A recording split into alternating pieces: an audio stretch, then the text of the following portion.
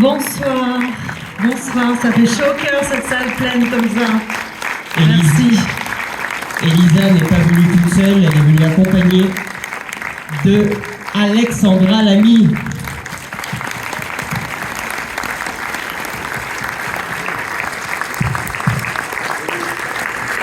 Bonsoir Alexandra, bienvenue à Montpellier.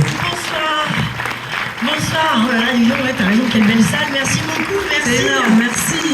Ravi, merci beaucoup, merci. J'ai l'impression que le film vous a plu. On va vous laisser vous remettre petit à petit de vos émotions, mais bien sûr, si vous avez des questions, si vous avez envie de partager sur le film, vous levez la main, on vous apporte un micro, et c'est avec grand plaisir que vous pourrez échanger. Je vais peut-être poser la première question pour lancer un petit peu la machine. J'ai la question la plus basique, c'est issu d'un livre, ce film, La Chambre des Merveilles. Comment tout à coup on a envie de prendre ce risque-là d'un livre qui s'est vendu à pas mal d'exemplaires, je crois, et de se dire on va tenter l'aventure cinéma? En fait, moi j'ai eu la chance qu'on me propose le scénario déjà écrit. En fait, c'est les producteurs qui ont eu la bonne idée de vouloir faire ce film. Et donc moi j'ai juste eu un scénario au départ, j'avais pas lu le livre. Combien il y a de gens qui ont lu le livre là dans la salle? Ah oui, quand même. Et vous revenez pour voir l'histoire. C'est bien. Voilà. Donc en fait moi j'ai juste adapté le scénario et choisi Alexandra et il fait tout. Voilà. C'est déjà pas mal. Voilà.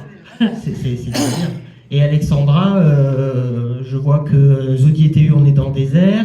Là, on part au Japon, on part au Portugal. C'est le projet de vie, c'est je choisis des films qui me font voyager. C'est pas mal, uniquement pour ça. D'accord, bah c'est pas mal aussi. Ça permet de faire voyager aussi les gens, je crois. Bah ouais, complètement. Non, mais nous, on se connaît depuis très longtemps avec Lisa. Et puis, à un moment donné, on s'est dit qu'on aimerait bien travailler ensemble. Et ce scénario est arrivé. Moi non plus, j'avais pas lu le livre. Et ce scénario est arrivé, et puis Lisa m'a appelé. J'avais envie de lui dire oui tout de suite, mais par principe quand même j'ai lu, parce que j'aime beaucoup le cinéma de Lisa. Je trouve qu'on s'y sent toujours bien dans ses films. On se projette, on s'y retrouve.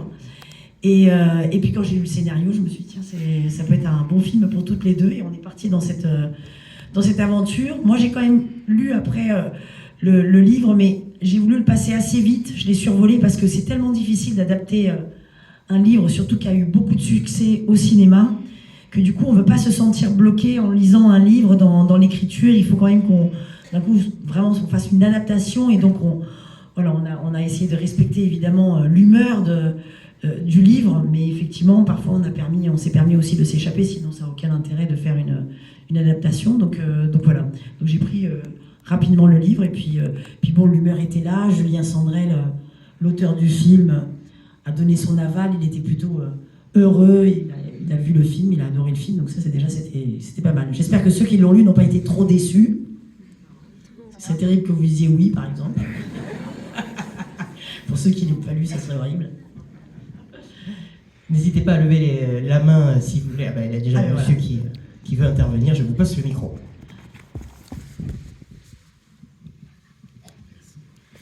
Bonsoir mesdames. Bonsoir. Au-delà d'une question, dont je suis encore plein de larmes, donc c'est un peu difficile. Je connais votre parcours à toutes les deux, je vous suis depuis très longtemps. Je ne suis pas étonné vraiment que vous soyez peut-être amis à l'extérieur. Et toutes les deux, je vous remercie quand vous faites des portraits de femmes ordinaires, femmes extraordinaires, dans tous vos films. Et c'était une joie de voir ce film. Je fabrique ma fin. Je la veux positive. Je ne sais pas quelle est la vôtre. Moi, je rêve que c'est positif. Merci beaucoup pour votre travail à toutes les deux. Merci pour votre émotion aussi. Merci beaucoup. La fin a été venue très positive. La fin, il se réveille, enfin, comme c'est marqué, comme c'est dans le film. Mais c'est vrai que certaines personnes ont tendance à se poser la question de la fin.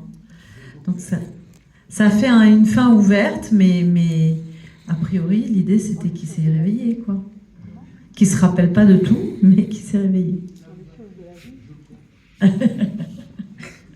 Est-ce qu'il y a d'autres questions dans la salle? Oui, madame, juste devant.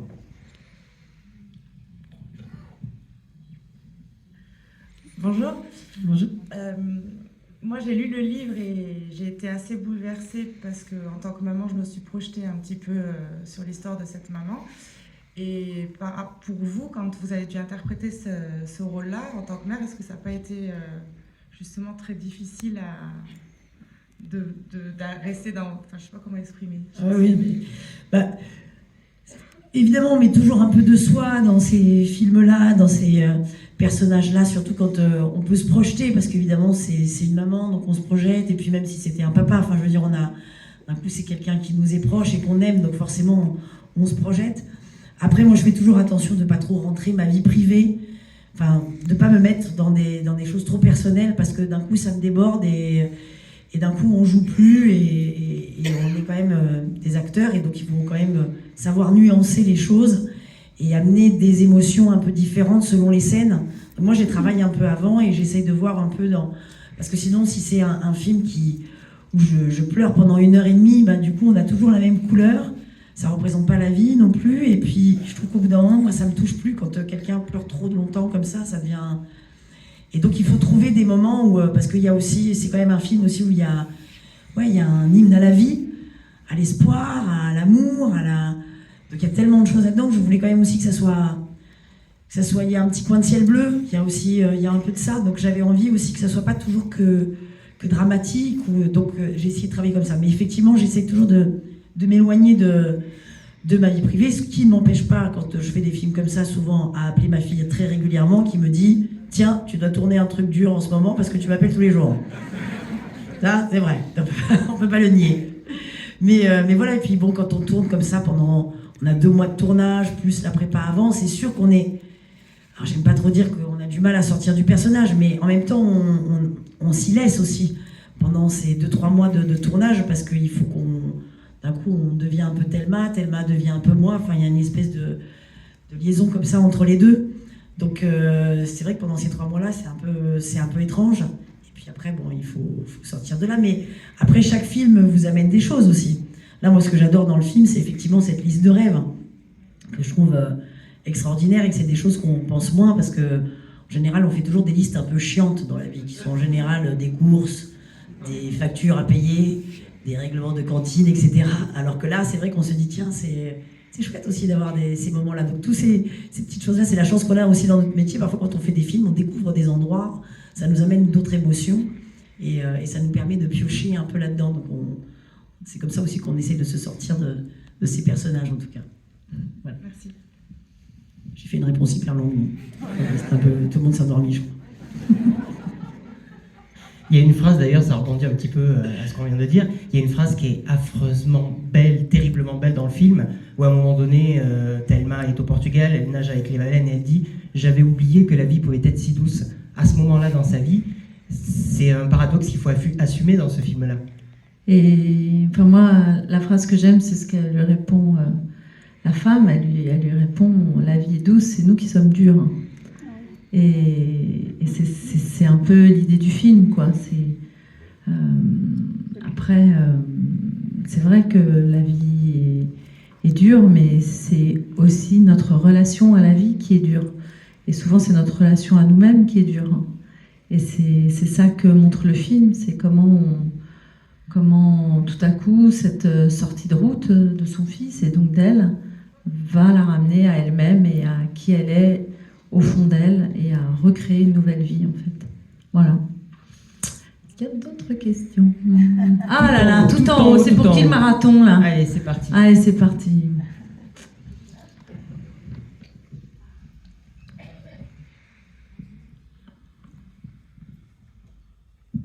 Bonjour Alexandra, merci pour ce beau film. Et je voulais savoir, est-ce que vous avez vraiment vu les baleines et quel effet ça fait? Eh bien, malheureusement, moi, je n'ai pas pu le faire. Hein. C'est la réalisatrice qui l'a fait, c'est Lisa. Voilà. Moi, j'ai juste plongé comme ça en arrière, et ensuite, elle a récupéré ces images-là, quand je nage, pour les mettre avec les baleines. Mais toi, tu as fait cette expérience. Moi, j'ai fait l'expérience. Je suis extrêmement jalouse. Hein. Alors, il faut savoir qu'une baleine, c'est long comme cette salle, là, de large, minimum. Et c'est une expérience inoubliable. Moi, je sais que, en fait, j'ai nagé, c'est de la pleine mer. Et je nageais parce qu'on savait qu'il y avait des baleines, donc je nage, et je les vois pas. Et d'un coup, elle apparaît. Et c'est incroyable d'avoir un truc aussi gros qui n'était pas là une seconde avant, et une seconde après, elle est partout. Et quand je l'ai vue la première fois, et même souvent après, parce que je l'ai vue pendant une semaine avec son bébé, j'ai eu des larmes qui ont coulé dans le masque. Parce que ça fait un effet, je ne peux pas vous expliquer ce qui se passe, je pense que c'est une vibration particulière. C'est comme si elle nous ramenait à l'amour qu'on était au départ. C'est très très étrange, ça peut vous paraître mystique, mais on se retrouve comme dans le liquide amniotique, comme si nous on était son bébé un peu, et on est enveloppé par sa présence. Et c'est... Voilà, je peux pas vous dire mieux que si vous avez la possibilité, allez-y, quoi. Et si vous n'avez pas la possibilité, créez-la. Voilà. Pour le 2. Ouais. Moi aussi. Est-ce qu'il y a d'autres... Non, mais moi j'ai vu le loup et c'était très impressionnant. C'est bizarre, C'est dit bizarre, comme ça. cette phrase, hein. Dit comme ça, c'est un peu Eh ben, j'ai bizarre. vu le loup Quand sur ce même. film-là. Alors, Oui, s'il y a j'ai des vu enfants le dans loup. la salle. Enfin, quel bonheur. Il était temps. Bon, on en fait tout un truc et puis finalement... Il y a une question juste là. Bonsoir. Oh, c'est impressionnant. Oui, bonsoir. c'est un micro. Déjà, bravo pour ce film. Merci. À vous deux. Merci Il est beaucoup. Incroyable. Et je crois qu'on a été beaucoup dans cette salle à pleurer. J'avais une question pour Alexandra. J'ai vu pas mal de films bouleversants comme celui-là où vous jouez. Et du coup, je voulais savoir, vous qui avez été beaucoup habitué aussi à la comédie avant, qu'est-ce que ça fait de passer en fait de la comédie au drame en fait? Et ben en fait, c'est l'inverse. Parce que moi, j'ai fait beaucoup de théâtre. Et en fait, au théâtre, j'étais surtout la comédienne de drame. Et en fait, c'est avec un gars et une fille que j'ai appris la comédie. Comme évidemment, au théâtre, c'était moins vu. Donc, forcément, vous le savez moins. Du coup, la comédie avec un gars et une fille, c'est devenu très populaire. Donc tout le monde me colle avec la comédie d'un gars et une fille. Alors que c'est là que j'ai appris en fait la comédie vraiment. Et donc en fait, quand j'ai redémarré le drame, souvent on me dit non, Et en fait, finalement, moi, je viens plus de là. Donc, finalement, je suis presque plus à l'aise. Moi, par exemple, la comédie, c'est ce qui me fait le plus peur. Parce que d'abord, c'est très difficile, la comédie. Déjà, c'est toujours très difficile de trouver un bon scénario de comédie. Et un bon réalisateur. Un bon réalisateur de comédie, des bons acteurs de comédie, d'avoir la bonne histoire de comédie. Le problème qu'il y a, c'est que la comédie, elle est tellement dure et la moindre chose qui ne va pas fout tout en l'air un film. Et je crois que le drame d'une comédie, c'est vraiment de pas rire. C'est-à-dire d'aller voir un film de comédie où on rit pas, je crois que c'est pire que de voir un drame, parce qu'un drame, on est toujours quelque part un peu touché par une situation, mais la comédie, elle est terrible pour ça. Et c'est un vrai métronome. Et d'ailleurs, souvent, on voit que des acteurs de comédie peuvent passer au drame, alors que parfois l'inverse n'est pas vrai, et plus difficile. Et je trouve que c'est la meilleure école. Moi, je ne sais pas s'il y a des jeunes ici qui ont envie d'être acteurs, mais moi je leur dirais, apprenez la comédie. Parce qu'elle vous aidera toujours. C'est la meilleure école pour apprendre, parce que c'est un métronome, c'est très difficile, et finalement, je trouve que c'est la meilleure école pour apprendre tout le reste. Donc voilà. Mais en fait, au départ, moi, je viens plus du drame. Et j'ai une question juste devant. Bonsoir. Bonsoir. Merci pour ce film. Je suis ravie de vous rencontrer, vraiment. Je suis très admirative. Justement, on parlait d'école de comédiens. Je fais partie d'une école de comédienne aussi. Je suis votre parcours de très près. Justement, j'avais une question par rapport à l'extérieur du film. Qu'est-ce que vous avez appris, puisqu'on en apprend tous les jours, grâce à ce film, en tant que comédienne, en fait? Qu'est-ce que ça vous a rapporté? Voilà, humainement et même professionnellement.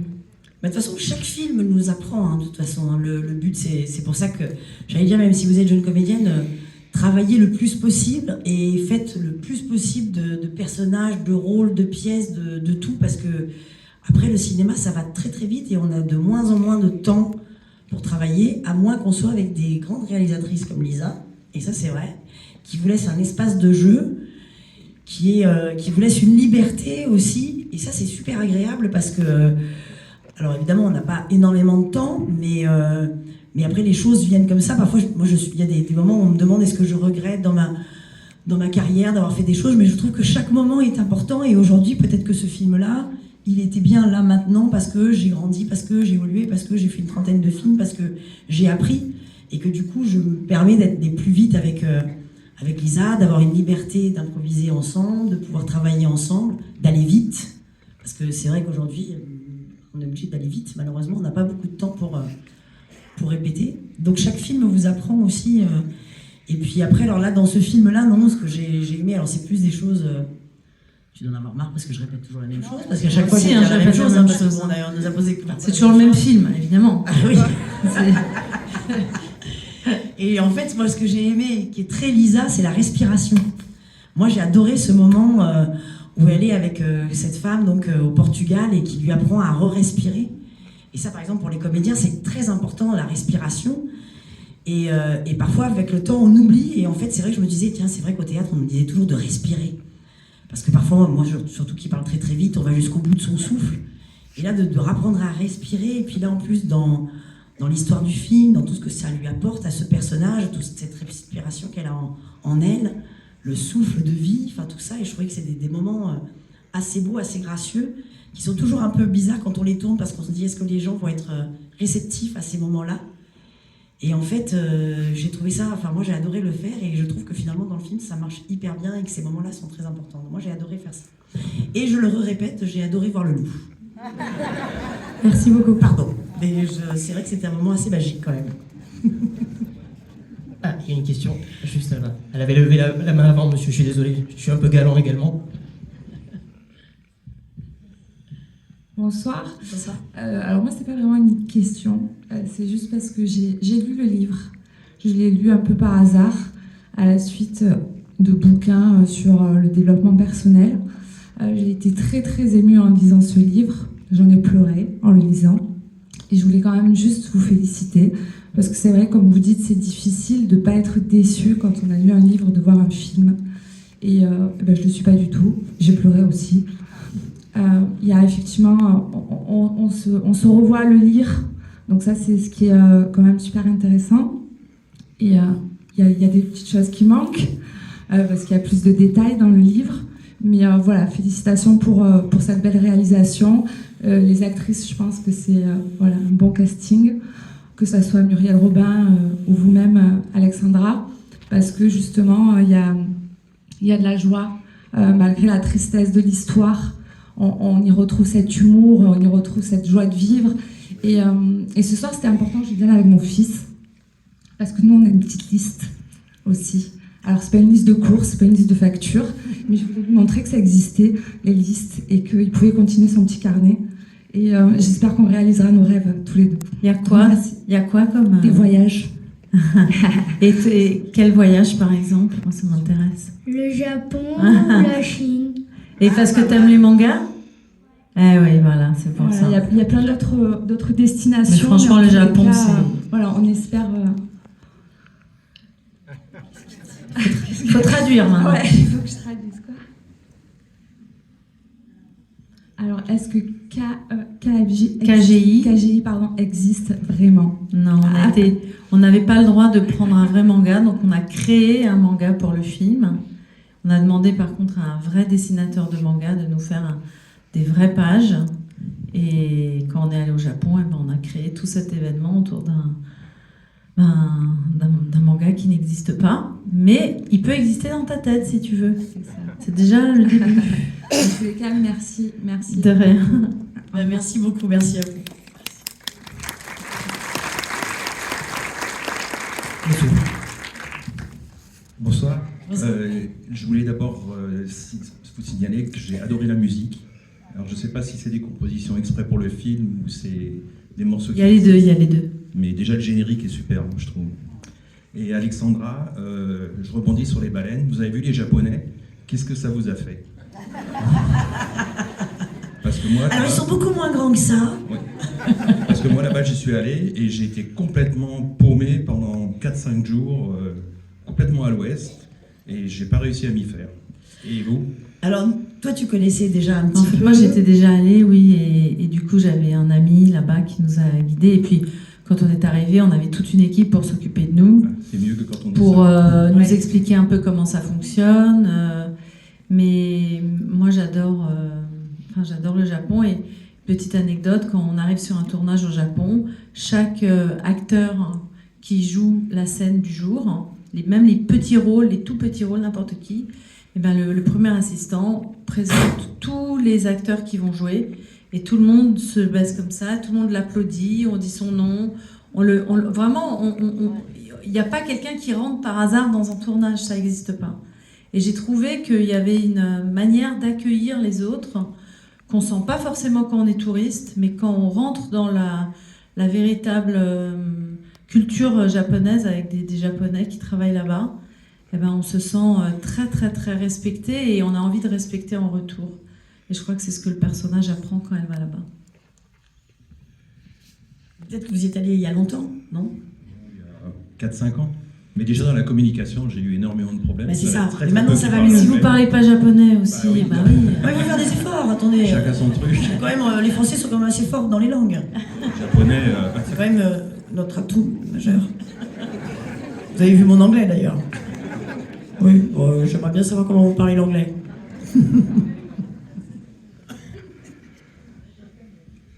D'ailleurs, je crois que le tournage au Japon, c'était limite, non? Ça a été un peu compliqué. Bah, en fait, le film, il a démarré pendant le Covid, pendant le deuxième confinement, donc on n'a pas pu voyager autant qu'on voulait, ça c'est la première chose. Et puis, on n'a jamais su, avant l'année dernière, le film était déjà terminé depuis 1 an et demi, si on allait réussir à aller au Japon. Et le moment où on a su que le Japon ouvrait ses portes, pas pour les touristes, mais pour pouvoir aller y travailler, on a tout de suite réservé, on s'est tout de suite rendu libre.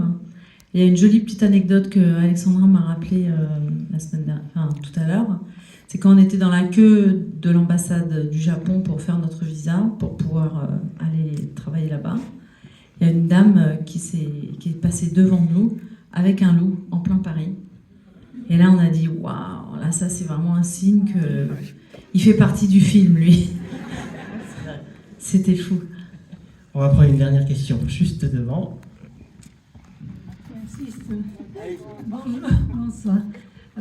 Écoutez, Alexandra, vous nous avez fait rire, et là, vous nous avez fait pleurer. Merci beaucoup, je suis désolée. Tout simplement. Merci. Non, je dis ça parce que je n'avais pas l'idée d'accompagner ma fille ce soir, parce que c'était tard. Et puis, je ne regrette vraiment pas d'être venue. Merci beaucoup, merci. Merci beaucoup. Merci. Merci à tous. Question là. Allez, alors la dernière. Allez, c'est parti. Bonjour et bravo pour ce film. Mais voilà, moi ce que j'aimerais savoir, j'aimerais avoir votre point de vue en tant que réalisatrice et en tant qu'actrice par rapport au discours notamment de Jamel lors des Césars. Je n'ai pas regardé, je ne sais même pas de quoi vous parlez. Alors, je vais vous Pardon. dire Allez-y. simplement, Oui. il dit qu'est-ce qu'il faut faire aujourd'hui pour sauver le cinéma. Là, on a une salle magnifique, il y a du monde, on voit quand les équipes sont là, les salles sont pleines, mais on sait en ce moment c'est compliqué pour le cinéma français notamment. Et donc pour lui, sa solution, c'était de baisser le prix des places de cinéma et que le cinéma français se fasse avec plus d'effets. Là, Juliette Binoche a réagi. Je pense J'aime bien que vous me résumiez. J'ai essayé de faire. Et alors Juliette Binoche a réagi à ce moment-là en disant qu'en gros le cinéma ne se résumait pas que à des films avec des effets, etc. Et moi, ce que je souhaite, c'est que le cinéma français continue à exister avec des films comme les vôtres, avec la même sincérité que vous avez toutes les deux dans le cinéma que vous faites. Je voulais savoir si vous êtes inquiète, en fait, pour l'avenir du cinéma en France. Il faudrait plutôt demander aux exploitants, mais le cinéma remonte vraiment, et ça c'est vraiment chouette. Les êtres humains auront toujours besoin qu'on leur raconte leur vie en histoire. Il se trouve que pour moi, ce qui est compliqué avec le cinéma aujourd'hui, c'est pas tant les plateformes. Il y a surtout le fait que on a pris l'habitude avec Instagram, TikTok, etc. on a pris l'habitude de se raconter en live. Et en fait, je pense que quand on se raconte en live, il y a ce manque de poésie que la fiction apporte. Et en fait, je ne me fais pas du souci pour le cinéma, je me fais du souci pour les êtres humains qui n'ont plus accès à la poésie de leur narration. Et c'est plus à ça que je réfléchis en ce moment. Mais je pense que les êtres humains ont toujours besoin qu'on leur raconte des histoires, et quand elles sont bien racontées, ben les gens sont là. C'est une excellente conclusion. On va faire une petite photo souvenir avec vous tous. Une petite photo souvenir. Pour dire au revoir.